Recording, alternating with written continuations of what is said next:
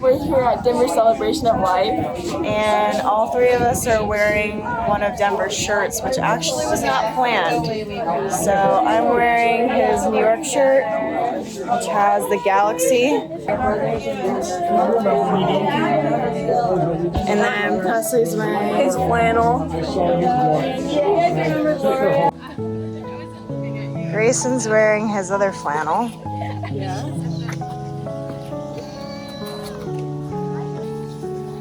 It's actually quite a lot of people here.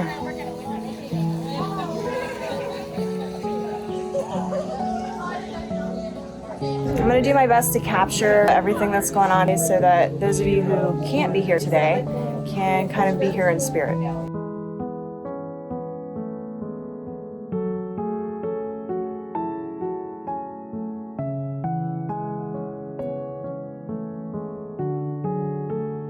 My necklace is my brother's ring, and it's too big to fit on my finger, so I decided to put it on a chain so that I can have it. The ring would be my favorite item that I can have during the day, but the last thing he gave me was a stuffed animal. That's a dog. It's a pit bull, and I love pit bulls, so that's my favorite thing because I get to sleep with it every night.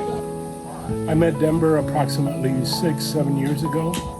We just hit it off instantly. We were in a computer class together. He always knew how to make people laugh. And make sure you're having a good time.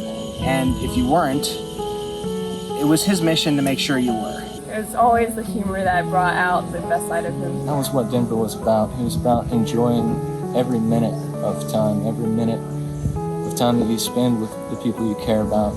He was an exceptional human being, extremely kind-hearted, Compassionate in ways that I wish more people in the world were like him. He put so much love out there, so much care, so much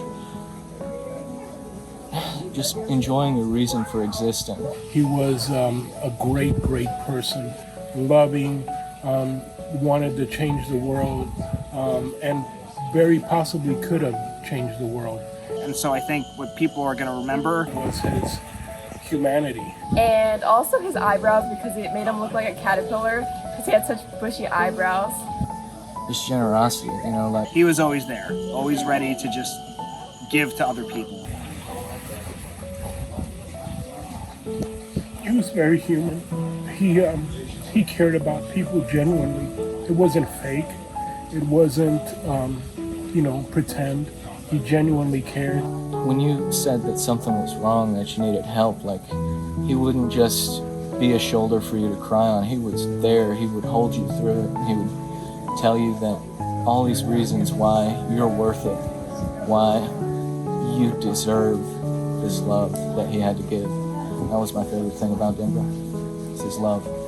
My favorite thing about Denver as a brother was his way of being protective. He turned it into a joke as if he would do something, but he was really being serious, but try to like make it softer, so I wouldn't get mad. We were just kids. I was 16 at the time. I think he was 15, a year younger than me, and we messaged each other. We hung out pretty much every day during lunch, and we'd go out on the town, hop in my car, and just get the music going and just have a good time. The thing I'm gonna miss most about him is him always making me smile.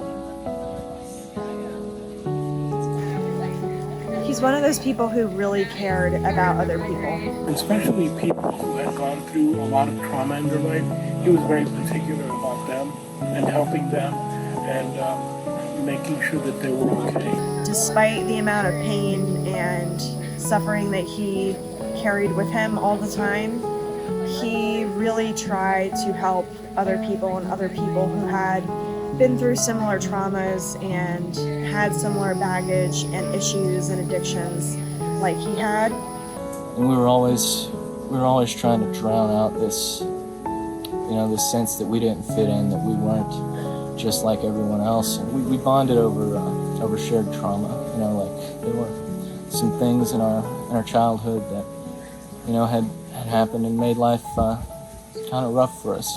And I think that he really changed a lot of people's lives because of that, because he really went out of his way to show others that he cared about them. Going out to eat was my favorite thing to do with him because we both love food so much, and he would make me try new things. And just new places when we would go, like say to the beach when we would travel, I would like to try like new places with like seafood with him. Those are like my favorite restaurants to go to him with. We always have the best laughs at like dinner tables. Denver was seated right beside me, and we're all deciding what to have. I turned to Denver and I said, Denver, I'll share an extra pound and a half of crab legs. And I asked him if he wanted to, and he said, sure. And so we got our order, and I don't know how to crack crab legs. So I'm working on my first crab leg. The time I looked at it, Denver had eaten them all of them, and they were lickety split. He loved crab legs. A lot of my memories come from when he was a kid. Him and I were very, very close because he was my first sibling that I had. And we went everywhere together to a point where when I was younger, he actually annoyed me. He was always following me around. He always wanted to be like hanging out with like the cool big kids. So we'd have a bunch of conversations about Call of Duty and different gun builds and different just tactics, and it was always a lot of fun. He was definitely very good. He taught me a few things. Let's just leave it at that. One of the memories that I can remember best with Denver is when we were younger, when we used to live in Georgia. He would always play his video games down in the basement, and he would never let me play, but finally he started letting me play, so I thought. I wasn't actually playing, he just gave me the remote, so I wasn't really playing, but I thought I was. And when I grew up, I realized I wasn't, but I remember the good memories that I had of so-called winning. There was one time in Georgia when we had a snow day, and in Georgia it was like we were lucky to get maybe like half an inch of snow, and at this particular snow day we got like 2 inches or something, which to us was just like, oh my gosh, there's so much snow on the ground. At the time we had all the like really like awesome airsoft guns. He had a shotgun one, we had like the handheld ones, we even had automatics that were like machine guns, and they just be like and we decided that we were going to go out and we were going to play airsoft in the middle of the snow because we had been playing so much James Bond recently, and there's a particular level that we always played where there was snow everywhere, so we're like, this is going to be awesome, right? This would be like actual James Bond. So we put all our protective gear on, you know, our protective face gear and whatever, and we go out and we're like shooting each other and whatever, and like, you know, we're like army crawling through the snow, we're being like super extra about it, right? At some point he disappears because I like jumped into a bush and I was like, haha, he can't see me, and then I'm waiting, I'm like, wait, where'd he go? So I take my airsoft gun and I'm sneaking closer and closer because we had like this big playhouse in the backyard, and behind that there was a trampoline. So I'm thinking like, oh, he must have like hid under the trampoline because that's what we used to do as kids. So I'm sneaking around the playhouse and I'm like, I'm gonna find him, right? I'm looking around and I don't see him, and I see underneath the trampoline, I was like, no, he's not there. And all of a sudden I hear this creak right above me. And I look up and I see him, he's looking down at me from on top of the playhouse, and he starts shooting me with the automatic airsoft gun. And I'm like, ah! And so I just start randomly shooting towards the ceiling. And all of a sudden he's like, oh my gosh, you hit me in the head. And I'm like, wait, what? So I look up and he looks down at me and he takes off his mask. I somehow hit him right here in the middle of the forehead. So he had this big red mark there for like a week. The family and I went to Disney, and Denver was off on his own part at the time, and I was riding rides with the girls. Of course, Dumbo's my favorite, and Peter Pan ride. The roller coasters I don't do. But I got tired of walking, so I said I will wait right in one spot. And Denver came along, and we talked and talked. It was by the carousel, the rides we had gone on and where you'd been walking off to, and ice cream, because the kids had ice cream, and it was huge. And the food, and just the fun of being at Disney, the excitement and the rides. And we talked, and he said, Grandma Lee, I am so glad you brought me to Disney. I've had a wonderful day. And I think that touched my heart the most because we were all having such fun together, and something we hadn't done before. And we talked and talked while we were waiting on everybody else to gather back up from the rides that they were going on. And I felt really close to him. It was a nice time with my grandson. Yeah, I don't know. My brother struggled as he got older. Unfortunately, I ended up going to California to follow my dream of being a filmmaker and doing that with my life.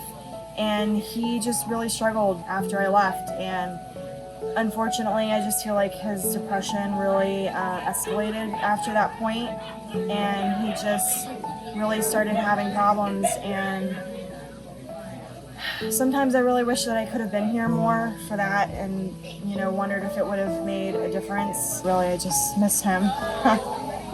So anyway, I'm happy that people are here celebrating his life today. Denver was not my biological son, but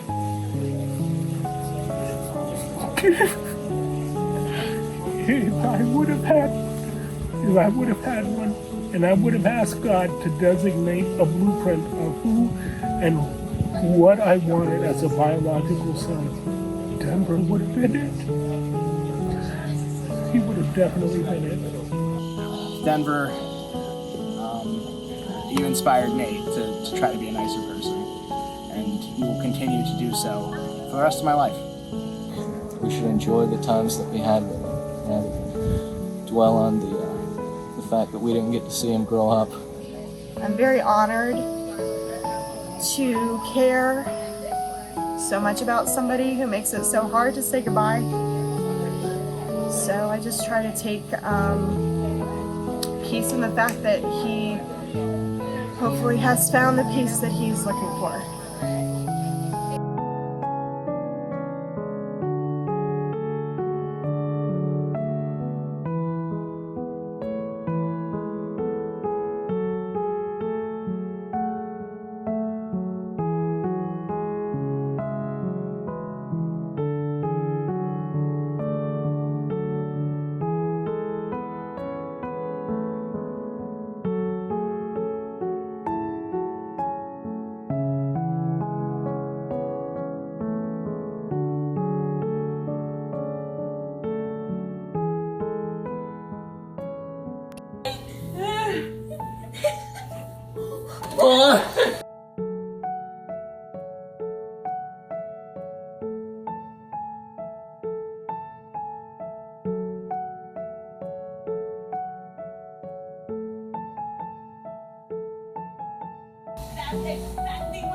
But see, mine's actually better than Presley's because my knee is almost straight. Actually, straight forward. Yeah, mine is straight. Okay. Saturday, dudes. Oh! Ready? It's Sunday, dudes. Got school tomorrow. Ready?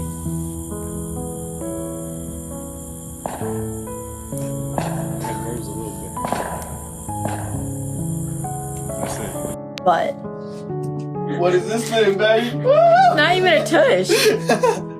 Alright, listen. I'm gonna tell you what's up, bro. I don't know you. I know you know Presley. Yes. What's up, bro? Just make sure, treat her nice. That's my sister, bro. I know not like relationship-wise, because y'all just friends, but y'all be good best friends, bro. Good morning, this is President Barack Obama, and I'm here to tell you right now, you're deported.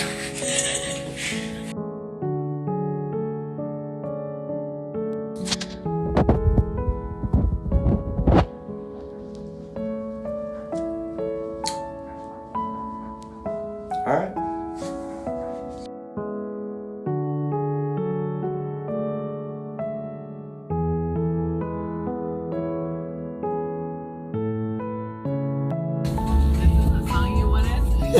Yeah!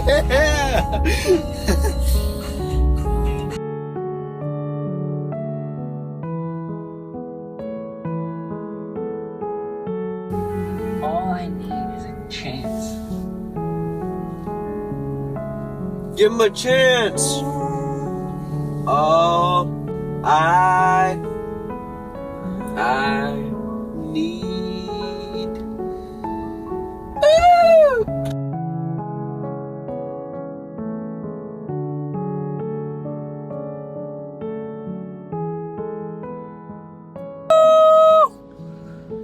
What do you record? Just say hello. You feeling okay? I feel like $1 million, boy. Actually, my top mouth kind of hurts. Do you have any pain? Yeah, that's why I said it hurts. What are you, ding dong? Alright, so this morning, I had my knees up like this, and I sneezed, and I went, achoo! And I smashed my nose hard.